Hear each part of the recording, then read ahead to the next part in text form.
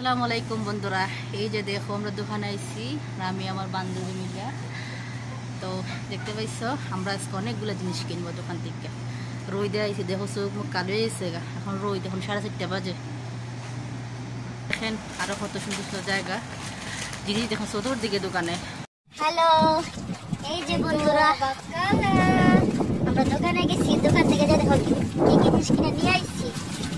আহারে বাতাসে অন্য হিজাব পূজা করে দিতেছে গা।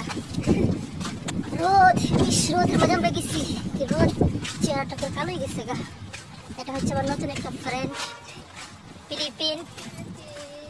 মাই name is Bina. Yes, his name is Bina. Bina আমার নাম না, কিন্তু ওর নাম কিন্তু বিনা। হাই বলো।